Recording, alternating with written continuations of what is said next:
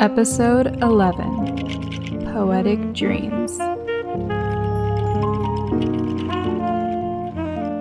Hello and welcome to another episode of Journey Through the Dreamscape with me, Angelina Young. I have another exciting episode for all of you, and I want to thank you for joining me here. So how are you? How's your week? You doing good? I hope you're doing good. We're gonna start off with a poem for the week. And this poem is called Droplet. Weaving new life is an author's errand. At first, nothing. Beings take shape, worlds plastered, fables gate. Pen in hand, do you still wonder about made-up places? Path-picking experts. Outcomes aren't a probability. Visions are endless possibilities. These worlds exist, whether or not you allow yourself to see it. I've visited them and lived within them. Each droplet, water faucet out of me. Each world and land hold a past part of my soul that has been around for eternity. Even when the train halts and I pass, these places I've created will remain etched within the cosmos, awaiting and relaying to interesting beings the mysterious creator that was once me. Thank you. That was Droplet. You can find that poem and many of my other poems and other cool things on my website, which will be down below. All right, so now we have another dream pool. So let's see which one gets pulled for this week. Okay, and the paper says, I dream of you intertwined in the arms of happiness. What is your happiness? Did you find it yet? Where do I belong in the universe? Okay. My happiness is creating things, learning about new things, and then sharing what I learn, being myself, being comfortable to be myself, and having love in my life. Good, healthy food to eat, time to meditate, quiet space, and really good coffee. And did I find it yet? Yeah, I would say that I'm pretty happy. And I mean, I feel like that fluctuates, sometimes there's really good highs, but you also have to prepare. Life is about change. It's about experience. So sometimes there will be times when it's low, but that doesn't mean that you have to see it that way. I'm happy that I'm here, that I woke up today. I'm happy that I have a really good cup of coffee right next to me, and that David's right here too. There's so many things, so many elements, and it's just being thankful for that, and I think that's where you find happiness. And you said, where do you belong in the universe? Well, first off, you belong in the universe. That shouldn't be a question. That should be a statement. You belong in the universe. You're here. You're important. And you have so much to bring to the table. If you're asking where do I travel? What do I do? What is my point in life? Babes, that is in you. You have that. You just have to unlock it. And that's so exciting and so fun. That's so fun. If you don't know where to start, just start somewhere. What excites you? Is it writing? Is it speaking? Is it dressing up and styling stuff? Is it painting? I don't know. Is it piano? I don't know. Cause that's you. You belong, and you can do all of these things. You could do none of those things. You could do something entirely different.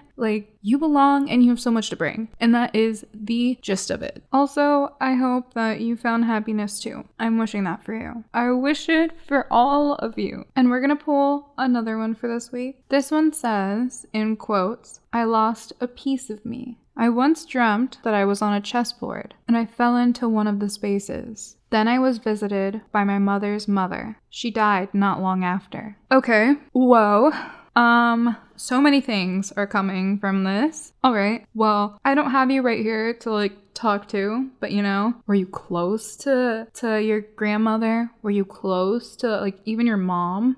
That side of the family? Since I can't actually ask who wrote this right now, I'm gonna guess that you were close to them because you had this dream and then they died right after. So I would say there's like a strong connection there. Like you were able to pick up on that. You were receiving that. And let's talk about a chessboard, okay? What is chess? We play chess, right? It's strategy. It's not luck, right? You have to actually think through the moves. So this could be just like the world. Like you have to, every decision that you make, there is an outcome, there is a cause and effect. There's different colors on a chessboard, right? There's like, it depends on the board, but opposite of each color could be black against white. It could be brown, white, tan, red. It could be red. Anyways, they're opposite colors, opposite sides, like the good and the bad of a situation, of an outcome, of your emotions. So let's also say you fell into one of the spaces, right? So I mean, if it was like a black space, like a void, like a black hole, what do we think of that? That's like being sucked into this place. Like it could mean like death, dying, absorbing this energy, which also translate to you falling in and then you were visited by your mother's mother. And then she died not long after. I personally and truly think, yeah, you were picking up on this energy.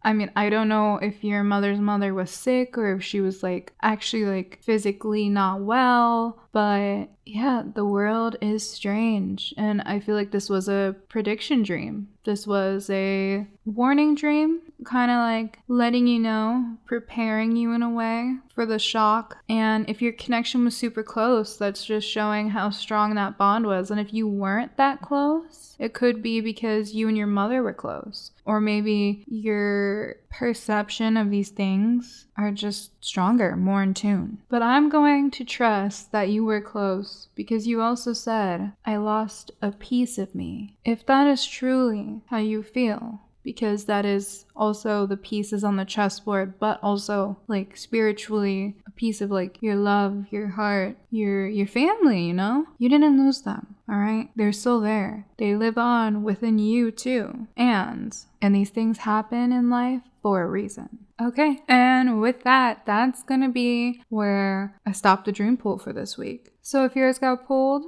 let me know. Let me know what you think if you want. Message me, tell me, say if it helped you. And if yours didn't get pulled yet, it will be pulled on next week's episode. So let's just warm our way into the topic intro section. All right. So we got a lot going on today. We have another guest and he shares how he dreams. He shares some of his poems that he's got from his dreams, his journey through writing, through overcoming fear. We talk about stage fright and anxiety. He offers some words of encouragement to you listeners. And it was just a magnificent, excellent, beautiful talk. So I hope you guys are excited because yeah, we're gonna just get right into it. So join us after the break where we talk about that.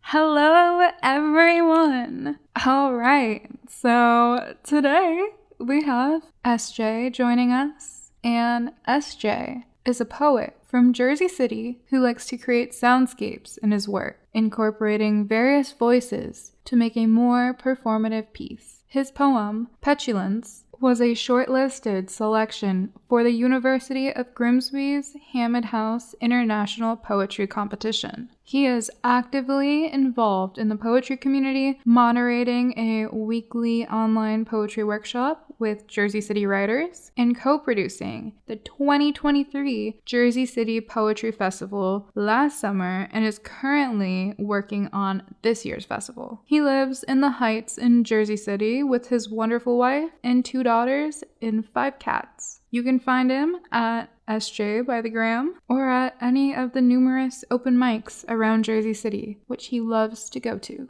Welcome, SJ. It's wonderful to be here. Thank you so much. So I'd love to know, who is SJ? What's your background and just more about you? Well, I'm just a local poet here in Jersey City, and it's kind of funny. I never expected to be doing poetry. I would do short stories, or I used to do stand-up comedy. But in 2019, I had an awkward lunch with my mom, as one is apt to do, and I came back and I wrote about that experience. And my wife was like, "Hey, I know exactly how your day went. You should submit that someplace." So I submitted it to this content international contest, just hoping to get some kind of feedback. And they'll say like, "Hey, you could do this or this," and they shortlisted it. And once I saw that, I was like, "Well, now I got to do something with this." Yeah. And yeah, so and I've been doing poetry ever since. And it was just as much of a shock to me as was anybody else, because I was, like I said, the last thing I would have expected to have done. How have you seen it expand from then to now? From when you first started writing poetry, from that moment, have you seen like the topics change, the themes change? I don't know if the topics change. I deal a lot with like mental health and fears and anxiety, but definitely, I mean, when I first started, I just didn't. I would write on just different topics. I would go to the Poet House in Tribeca just to like understand different genres, and I came across sound poetry, and I was very intrigued by that because I didn't know what was going on at all.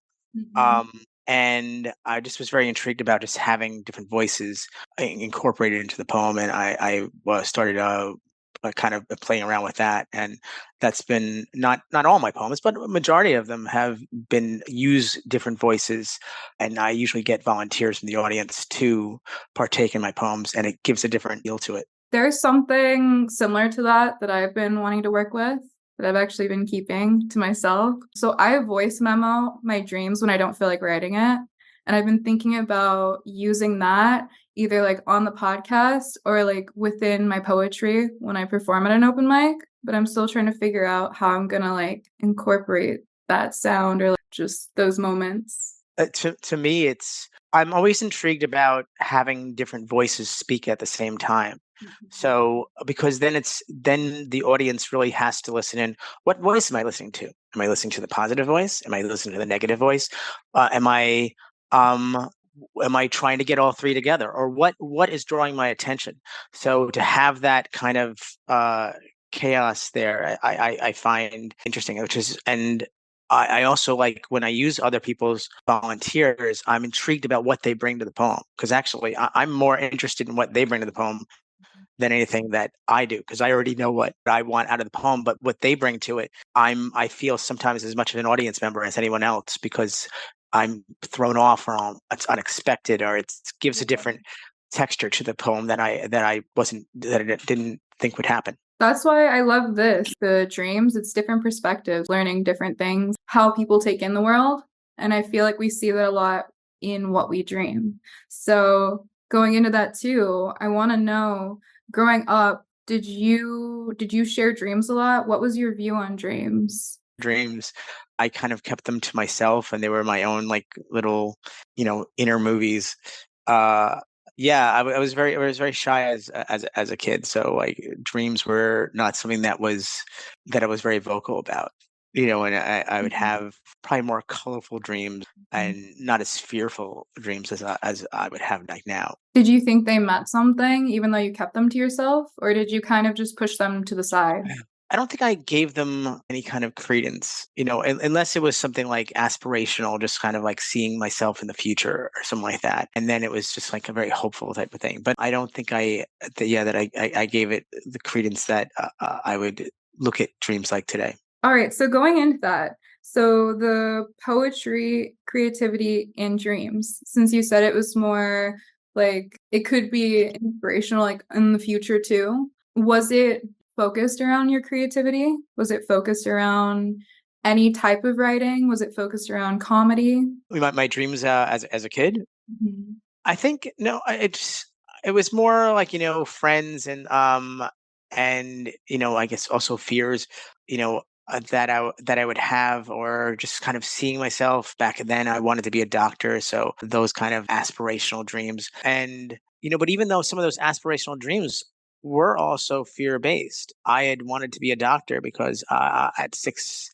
years old, I saw my grandfather died in front of me, had a heart attack, and I had wanted to be a doctor because I didn't want that to happen to anyone. And so even some of that, so there is for me, I am someone that's very fear. Even my poetry just is very fear and anxiety based because I just am a very anxious person. So even some of those aspirational things did have a tinge of fear or dealing with that or trying to make sense of what happened and spin it in a way to gain control.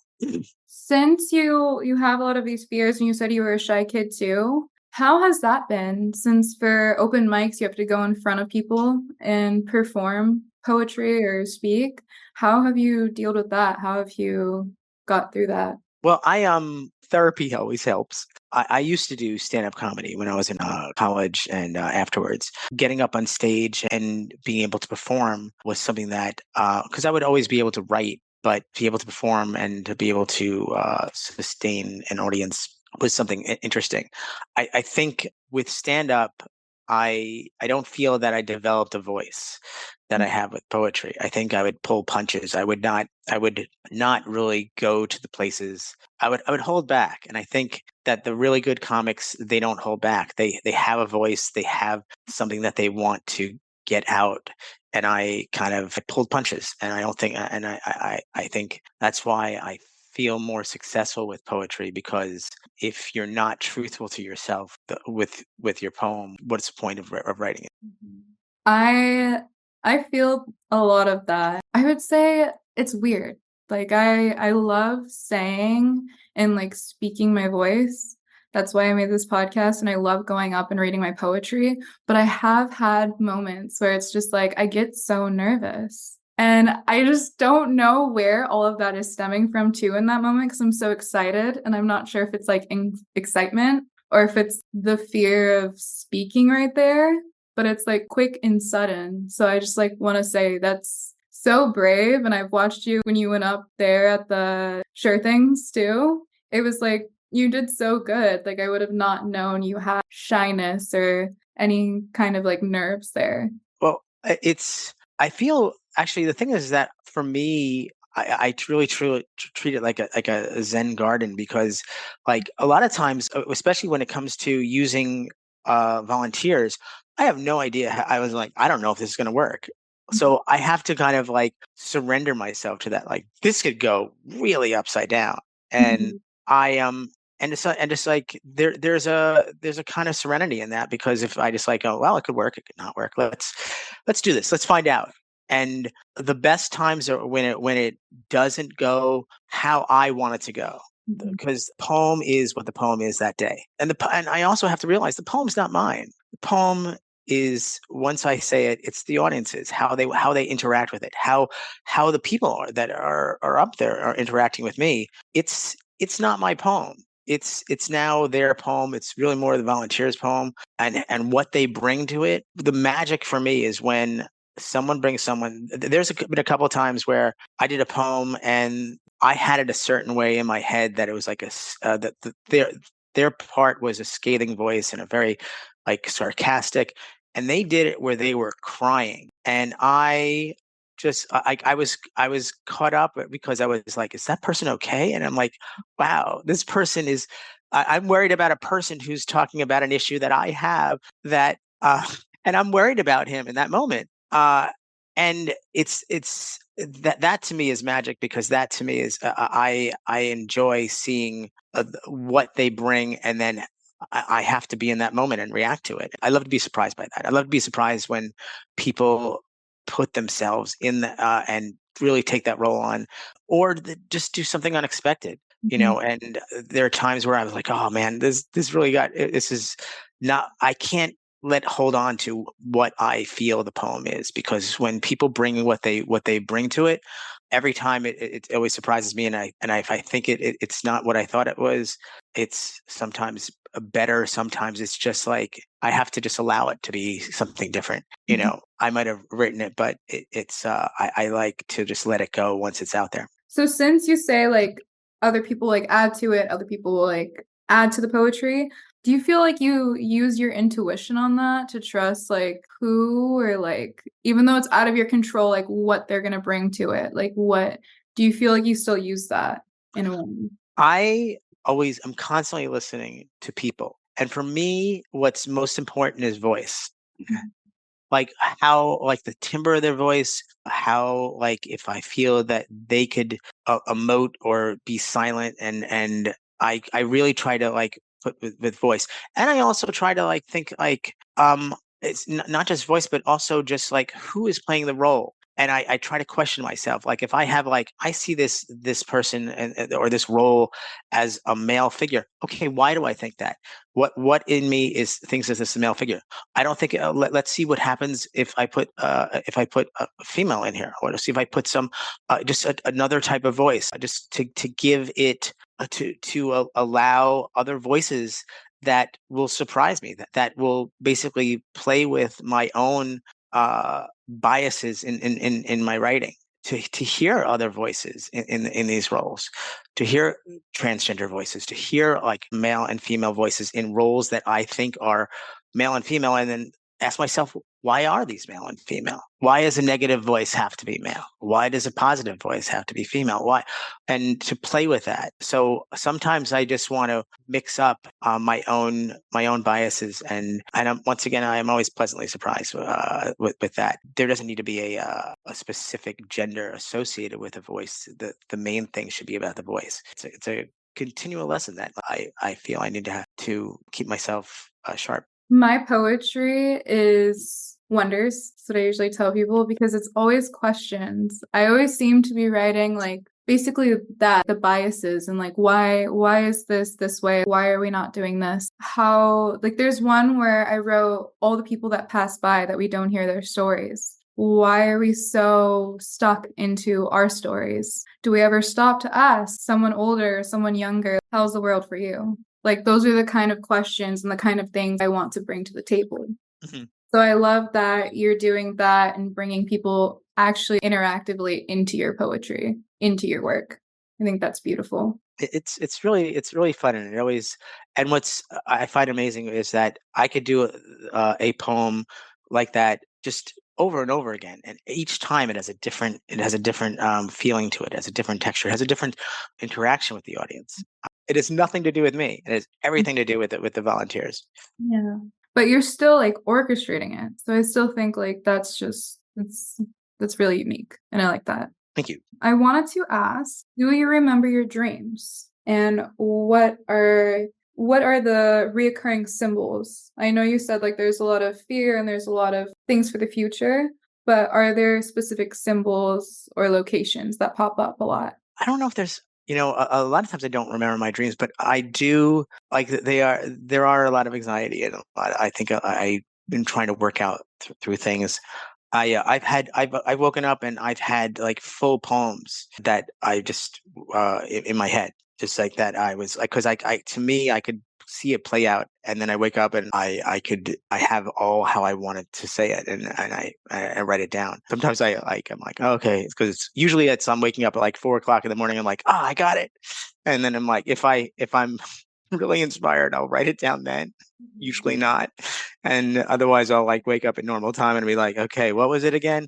But for the most part, I get the poem. But there's been a couple of times where I've had like, full poems in my head, or just different concepts of what I'd like to do with a poem. Because I think when I write these poems, I just write the poem, and then the performative aspect of it comes in later. Okay, I could do this. I could do this with how the poem is already portrayed. Yeah. Do you want to share a specific dream with us? Any of them? Sure. This was, let's see, just like in one of my poems, that was one of the dreams. Mm-hmm. This one is called Future Eulogy, and this was a recurring nightmare I had about giving a eulogy for my mom. And we have a very contentious relationship. It's contentious, non-contentious. It's one of those. It's parents. Yeah. It was just about, and I would just have this thing about giving this eulogy, and having a hard time not being upset, not being like, regretful, not be just everything. And kind of losing myself to that emotion. So I felt I needed to like get that out because it was just constantly coming. I was constantly having that nightmare because when I would give this, I would just get very emotional, and the people who were at the funeral were very upset with what I was saying, as was I. But so this is something called Future Eulogy. We are gathered here today to honor my mother. I don't know what I'm doing here. No, I could do this. I could do this. I could do this. You lie before me, still and hopefully at peace. My tongue is sour with words, and my words have dried up. And now I must carry the guilt of missed opportunities. You've never seen eye to eye, but I loved you. I fought for your attention, your admiration, trying to be something I never was for your benefit and my detriment. It's not all your fault. We cultivated this garden of regret separately, meticulously strangling the beauty we didn't want to see in each other, replacing them with weeds, sapping each other's strength so we couldn't stand like the trees, upturning roots needed for connection. And now there's nothing left except me. And I continue our war on my own, not knowing how to end it or why it started. Perhaps one day I will be where you are, oblivious to the future eulogy before me, handing over our failures to the next generation, our greatest family heirloom, in hopes they'll get it right. And the irony of it is, we are both here now. We don't have to be on this path. Yet here we are, walking towards oblivion together at last. In the dream, she was actually like in front of me in the casket. So it was just me just getting more emotional and more kind of regretful and, just spilling everything out. And I wanted to, so like that really was sort of the basis of it.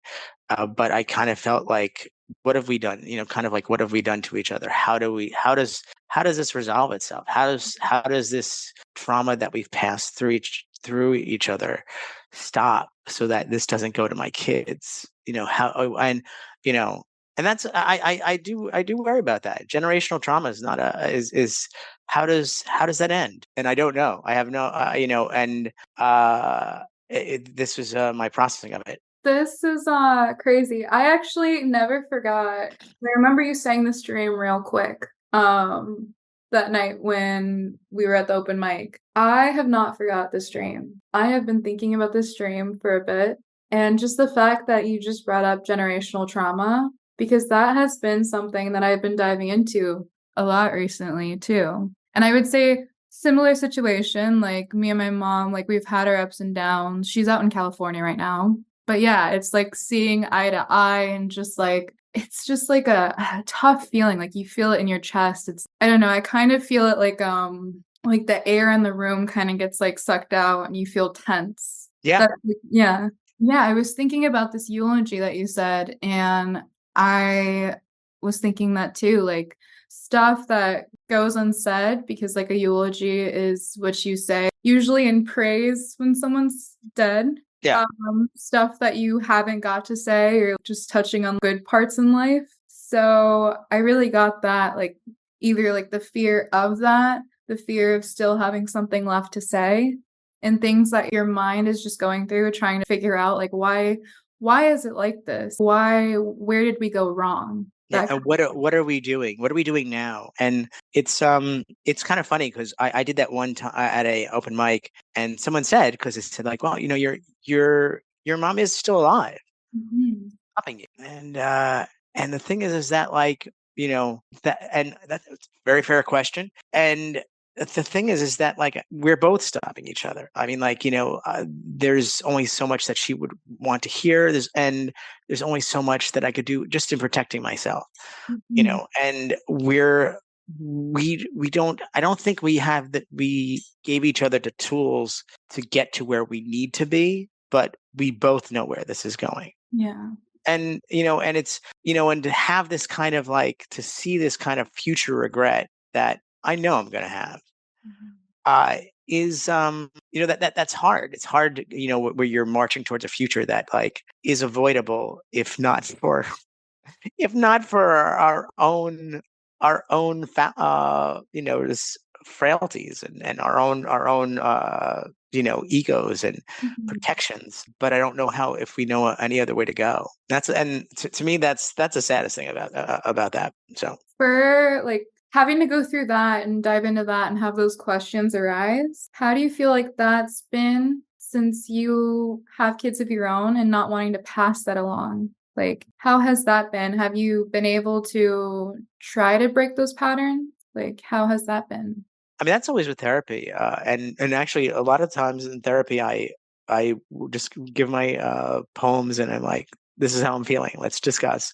A lot of times for that. So yeah, I haven't figured that one out because it's so big, and like it's I'm kind of still delving into what the issues are before knowing what I don't want to pass. But it's also like just I know my own anxieties, my own fears. What fears, what anxieties will be passed to my kids because of that, and were passed to me. I could see going back to my grandmother on my mom's side, or my grandfather on my dad's side of things, and I could see how things came to be, but it's still trying to process that and not run into those same things. It's one thing to be aware, but then it's another thing to how do you stop that? How do you stop the anxiety that's in you? Yeah. And I think that is just like an ongoing question through life. And I feel like it changes, but I don't think that's something that should hold us back in any way. I think it's Mm. something to explore, and like, this is something we all go through. And I feel like sometimes it's easy to be blind to that and be like, no one understands how I feel. Why bother? I think a lot of people get stuck in that too. But I think that is the healing part of poetry, at least for me, is that I mean, I write a lot of times when I write about things that happen to me, I'm not trying I'm just trying to process what I'm thinking, what was going on, where was I in that moment. And I think if being true to myself on those moments, other people can relate, because it is I kind of work myself from internal to external, trying to find connection. Mhm. I think the connection is in those solitary moments. Whether I've written about just like panic attacks, breakdowns, and to have them be experienced, by the people who are partaking in the poem, or the audience. There, people can either they can relate to it because they've gone through it, or they can understand what that's like to go through, and have more empathy for people who might have that. On my last podcast episode, I was getting a lot of requests about why people have so many nightmares, why they can't remember so many dreams, how they could change that, how they could remember, like, stop having these nightmares.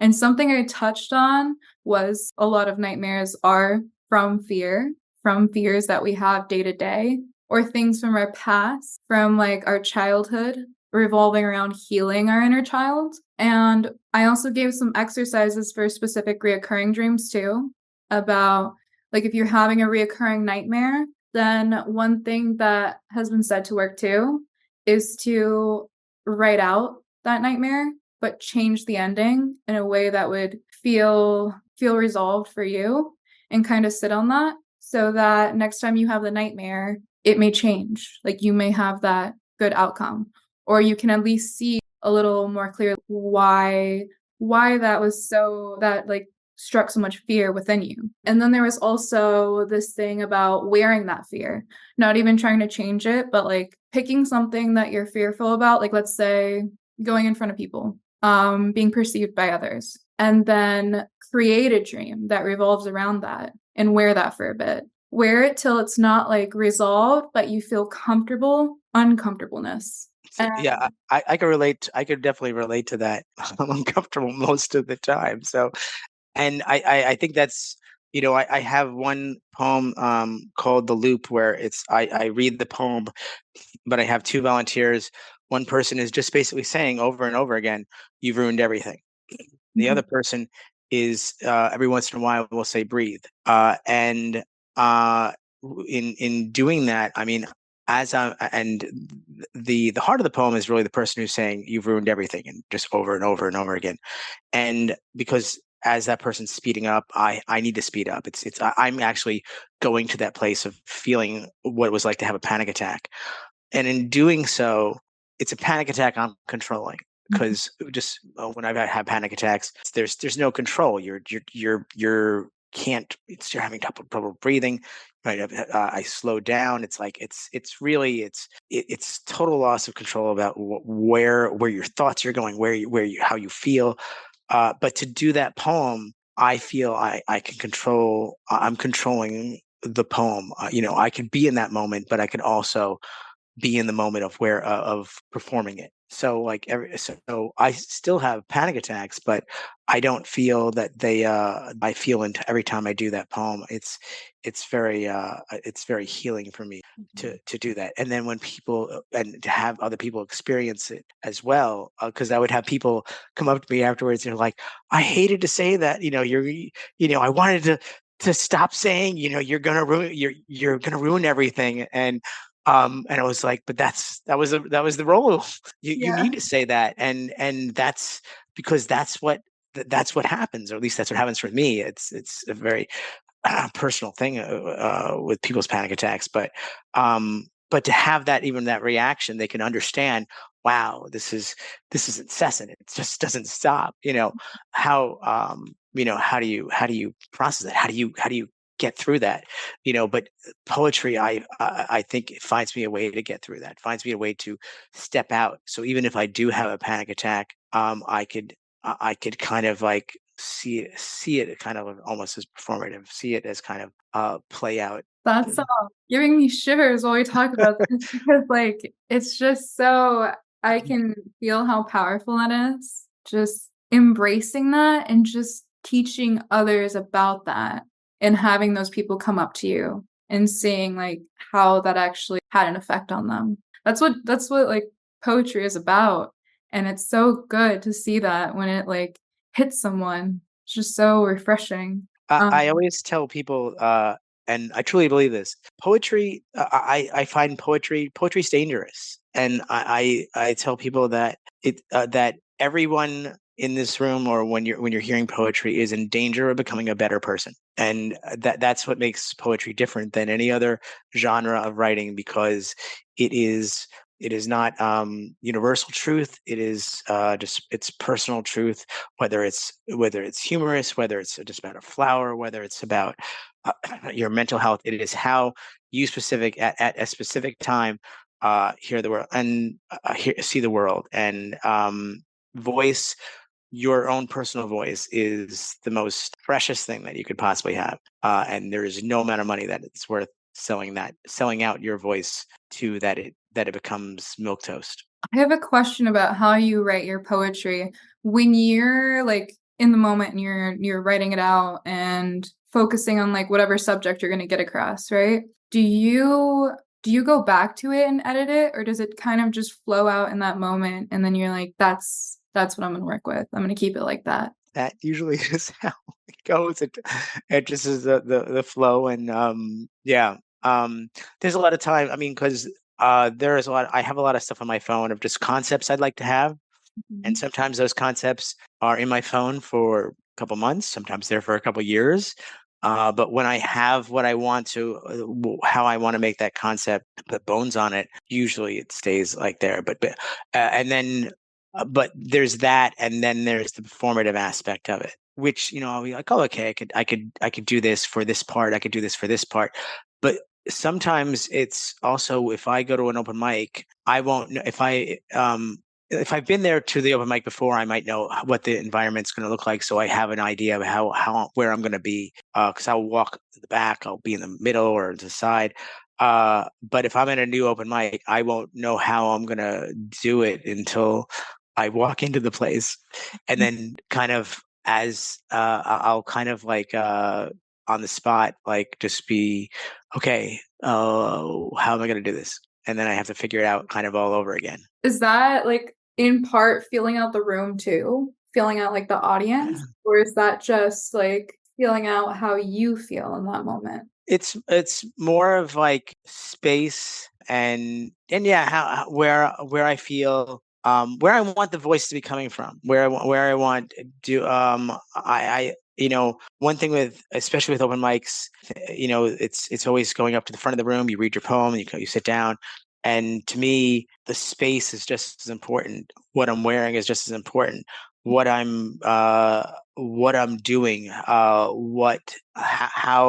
I'm interacting with the audience, and there's been times I've been in the middle of the room, or I was in the back of the room, and it's that unexpected. I want sometimes the audience to kind of feel that danger, like, what's going on? Is this supposed to happen? I had one time where I went up there and I just mouthed the words, and someone in the back starts screaming at me saying I'm on mute. And then they read the poem and come up. And it's that, is he supposed to be yelling? And and then for the audience to be like, oh, this is the poem. Or, there's one time I went on the stage and then I walked to the bathroom. I stayed there for about a minute or so before coming out. And, I could hear the audience going, I think this is the poem. And it was, and it was part of just that. Where does a poem? Where is the poem start? What part of the poem? How can I trust what I'm seeing right now? And to play with that convention, and to not have what is expected of that I'm upstage, but that I could be that the poem can encompass that whole space, and to utilize that. The whole environment is the poem. The audience is the poem. That there is no line between any of those factors. It's like a play. It's Yeah. like, yeah. I love that. That's so interesting to me. Wow. I would love if you want to share either another poem that you have or another dream. That would be great. Let's see. Yeah, here we go. This is the truth about bad friends. I put my phone down in shock, and my world is shook. Balance is lost to the tension in the air. My friend is in bad shape at the hospital. I just saw him last month. And we laughed and told each other our stories of our lives, because that's what they were, just stories. Facebook, just IRL. Glamorized and airbrushed so we didn't have to show the unvarnished truth. The truth is my friend is an alcoholic. The truth is he's in a hospital due to a fall in his home and a 0.3 alcohol level. The truth is I didn't know. The truth is I should have. Truth hurts and guilt lingers retroactively. Our previous conversations feel sour on my tongue's memory. The niceties we exchange, the courtesy we give to each other's space, careful not to overstep our place. But what is our place? When is it time not to play nice? My friend lies in his hospital bed, broken spine, head injury, and utterly confused, about to lose his wife, his kids, his house, everything he loved to talk about when nothing bothered him. And yet he doesn't realize that.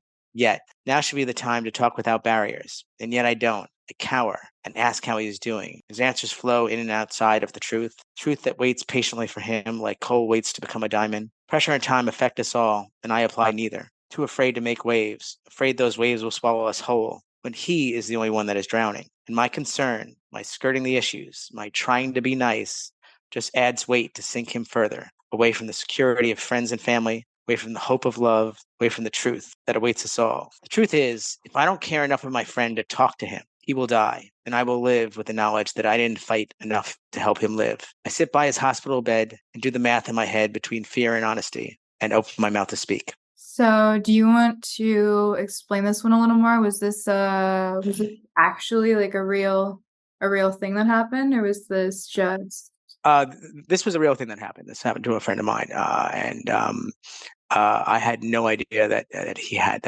this issue, and he's a friend of mine from like long. I mean, we've been friends for many years, and I had no idea. And to have this occur just really it bothered me. It made me question our friendship about not knowing and not really knowing what was going on. Also wanting to be there for him, and being these little pleasantries and kind of skirting around issues that were always there, that had been there for a long time. When do we really get to be honest with each other? I would, I would. That definitely affected my dreams during that time, because he was in the hospital for quite some time, and he lost everything. And he's, but it's. I think our friendship grew stronger out of this. And he's doing quite well now, and it really made me question myself as a friend, and therefore for him during this time. And it was easy to be there for him, but to really then kind of like, when do we talk about the hard thing? that one? That one I feel a lot too. It's just like the friendships, and it's not always like on purpose. It's just like it's a surface level, like there's nothing you ever touch upon that's truly like about each other's lives or about Right. what's really going on. It's just like a yeah, I'm doing good today kind of thing. Do you have any advice for the listeners too on that, or any like insight on that? Because I feel like that'd probably resonate with a lot of people. I mean, I think it's, to allow other people into your life and to be reciprocal with that, to be very generous with yourself and others, and to be, if you want them to be in your life, be a part of their life, to know what's going on. And I think I always was very surface with my friends, and I think it goes to show you how, to have people in your life like this, that you say are your friends, to really not just be about just like, what's going on, and hey, yeah, like it's a first date type of thing where you're just trying to get information. You have all the information. If you really care about these people that are in your life, these hard conversations are as important, or are more important than all the successes and the fun things, and the laughter and the jokes. These are the things that make us realize how frail we are. Mhm. To know also that, like, in having other people's back, that they have yours during your frail moments. I've definitely had my share. I think something too that I've wanted to share on the podcast is that also, like, if you find yourself holding back these things, or not feeling safe to express yourself or ask these questions all the time too, then that's like something to dive into. Like, why? Like, why do I feel like that? And if it's out of safety reasons, the one thing that's really important is, and it hurts too, is that not everyone will understand you. And if that's shrinking yourself into a box, then that's probably not the people you should be around. You shouldn't ever have to feel like you need to shrink yourself into a box. Right. Yeah.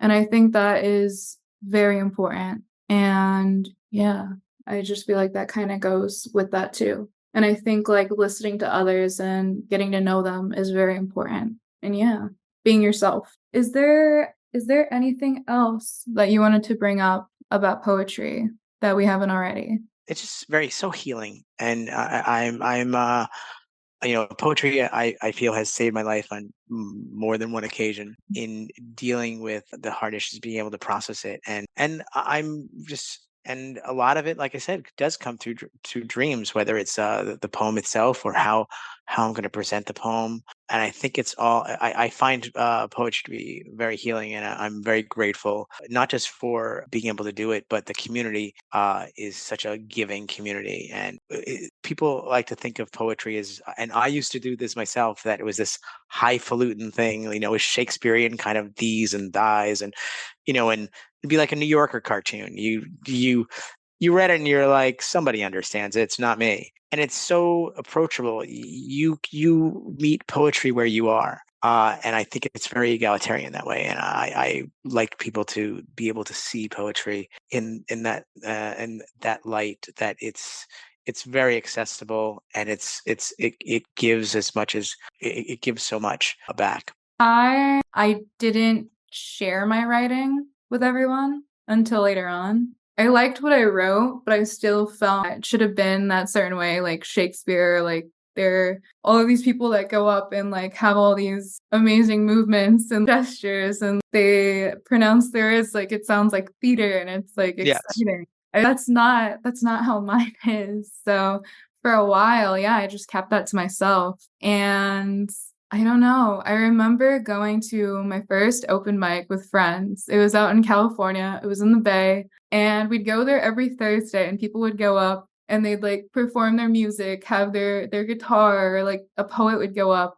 And I remember how fun that was. We made that a weekly thing. And then I had all this writing, and I was just like, one day I was like, you know what? Maybe I'll go up. Maybe I'll go perform in front of these people. I don't know how this is going to go. And I still remember that moment. I remember how much I loved it. And I also remember just going, I don't know, everybody's was so different how it's supposed to be, and it still felt comfortable.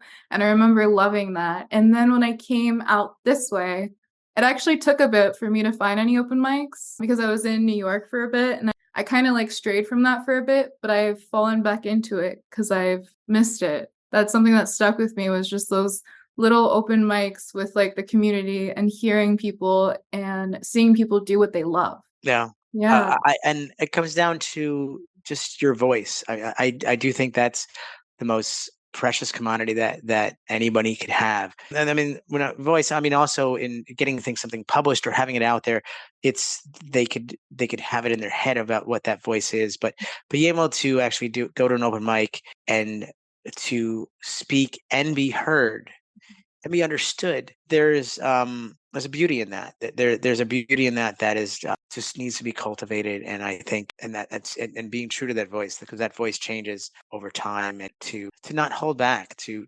go where that voice takes you, because I don't think you can go wrong with that. It's an internal thing. I truly think that's as good as it gets, is just to be able to find your voice and to use it. Mhm. Do you have any advice on where people can look to find their voice? If someone's having the question like, well, how do I know what my voice is? How do I figure that out? What do I do? I think it just comes down to just experimenting, just to kind of write down as you see things, and but not try to make it gimmicky. Not there can be performative aspects to what you write, but everything has to the truth has to be on on that paper. Anything else is just is frosting, but there has to be some kind of meat behind it. Frosting is a horrible analogy there, but there's got to be there needs to be some kind of like inner truth that has to be on it. So that's where the voice is. But I think in performing it and actually going to open mics and doing this, you could really hear yourself do it, and you could see how people react to it. But the person that it has to that has to have the best reaction to it has to be you. It has to ring true for yourself, because it's not going to ring true. It's not going to be. It might be heard as truth, but if it doesn't ring true to yourself, that is not your voice. And that's where ego can kind of get in the way of things. I kind of see as ego is the opposite of art, because when you start doing things for an audience instead of doing things for yourself and having the audience come to you, that's not art. That's basically a facsimile of what your initial intentions were. Mhm.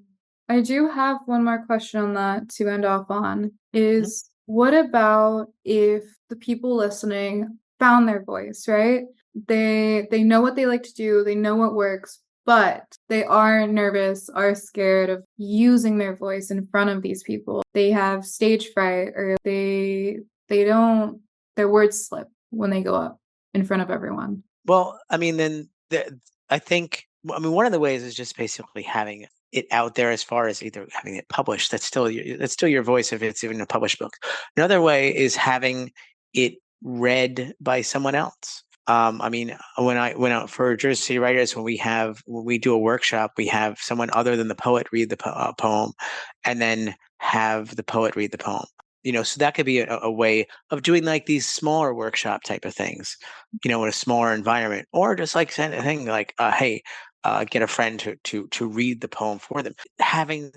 Being in that audience and listening to what that person is reading your words, and seeing how people react to it. That's other ways of getting your voice out. If they're nervous about it, or if they want to share that responsibility to, but as far as stumbling over words, I mean, most of the times you have the paper in front of you, but even with that, I think that's just allowing yourself the grace that to make these mistakes, that these are not even mistakes. The poem exists in that night, in that moment, and anything afterwards is just starting over from scratch. So and the more you get out there to do this, the more comfortable it is. But to just allow yourself this moment, and this moment to say the poem, but then to know that any kind of that there is no such thing as a flaw in the poem. It basically is just the execution which exists in that moment, and that poem is how it should be for that day. So those of you listening, this is your call. Use your voice, publish that article, that writing that you've been keeping to yourself, go to an open mic, experiment, and try to find your voice and stick with it, because the people that need to hear it, they'll be there and they'll come, and just do what feels right to you. So lastly, SJ, just to go over it again, where can everybody find you? I can be found on Instagram at SJ by the Gram. Also, every Wednesday night, I'm usually moderating for the Jersey City Writers for the JC Plums from 7 to 9 Eastern Standard Time. I also go to open mics around Jersey City, and I'm currently going to be working on kind of put together the 2024 Jersey City Poetry Festival. So that's something to look forward to. There's a lot of great things to look forward to, and everything about SJ will be in the description below. And I just want to thank you again for coming on and for sharing about yourself. Thank you. This was so wonderful. It was so great to be a part of this. Thank you so much. And that wraps up this segment of the episode. So stay tuned for after the break.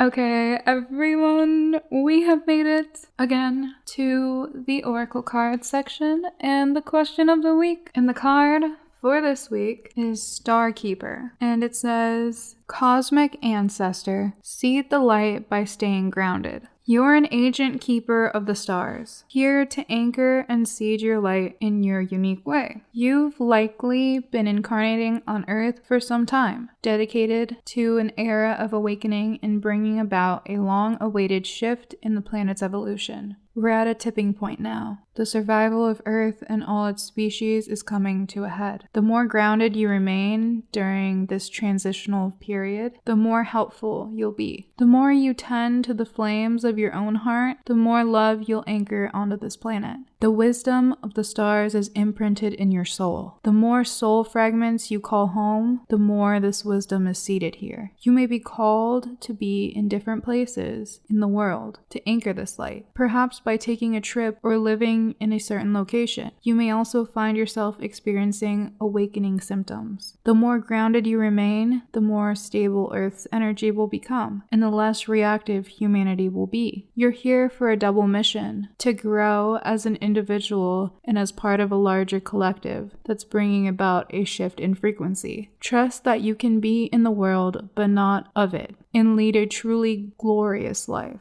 Okay, I think that is pretty interesting because it just said double mission in that description, and the other card that I pulled already is double mission, and it says Lightworker Starseed. Serve the world by being you. Lightworker starseeds are mission and purpose oriented. Many have the feeling that time's running out and there's something they came here to do, create or contribute. They're here to grow as souls individually, individual mission, and also to contribute to the planet in some action oriented way, collective mission. Their collective mission is often answered through a career calling or by devoting their life to something bigger. Until they remember their collective mission, it can feel as if something's missing or that they're forgetting something important. It's common for lightworker starseeds to feel that they're different, and they may carry soul memories of being visible or sharing their voice. As such, they may protect themselves by dimming their light in order to fit in, or by spending time in some sort of closet, such as a spiritual closet. If you pull this card, you're being called to remember your collective mission and step into it even more fully. You're being reminded that your role as a light worker is to light up the world with your presence. This doesn't have to be a great big thing or a decision you need to make. You also don't need to have a great big plan. If you resonate with being a light worker, all you need to do is work out what lights you up, your passions and joys, and keep doing that. When you trust and follow the simple path of things that light you up and then lose yourself in the doing, you'll light up the world without even trying. Oh boy.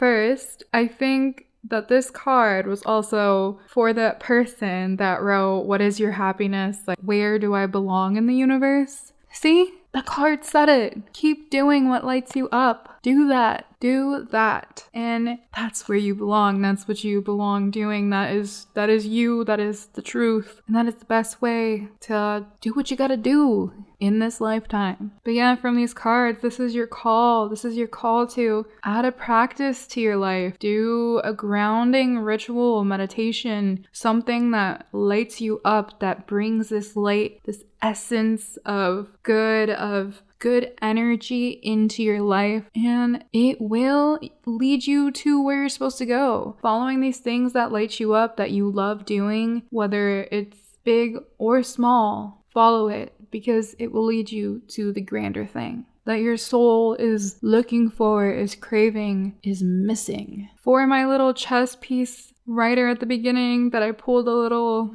drop a dream slip from, for, you're not missing any pieces. They're all within you. They live on within you. I just want to bring that back around and remind you, because you know what? It's like in Star Wars, they say that, like, all of this, like, lives on within you. That is so true. You have all of that wisdom, all of that life. Don't let your light die. You will carry on. All of it. Okay. And let's see. The question for this week. What feelings, emotions, and energies have you been feeling through this week, through last week? Has it been bright, gloomy? Like, what are the energies you've been feeling? And also, what is the energies you've been feeling around other people lately? Have you thought about why? Do you know why you feel this way? Is it because of a situation? Are you just feeling these things? I want to ask you to explore that. Like, why are you feeling down? Why are you feeling so happy right now? Why are you feeling content? And I want you to write about it. I want you to, like, just jot it down. Like, what are you going through right now? And what is the bigger picture of it? And if it is gloomy, sad, feel it out for a bit. And then think, how can you shift that? How can you get out of that? What can you do to, like, shift your mind from that headspace that you're in? And yeah, that is my jumble of questions for the week. So I just wanna thank all of you so much for listening, for being here, for following, for sharing this. I hope you share this around. I hope you tell people about the podcast. I hope you think about or consider coming on yourself. Like, hey, we can have a Zoom call together. We can have a discussion. We can do, like, an anonymous one. We could, like, you can email me a dream. That'd be fine. I'm waiting for one of you to email me a dream. I, like, high-key would love that. Yeah. So here's to the future. Here's to more episodes. Here's to exciting episodes, exciting moments, times, teachings, learnings, all of these things. Thank you. Thank you so much. Thank you, everybody. And yeah, until next week, this was me, Angelina Young, on Journey Through the Dreamscape. See ya.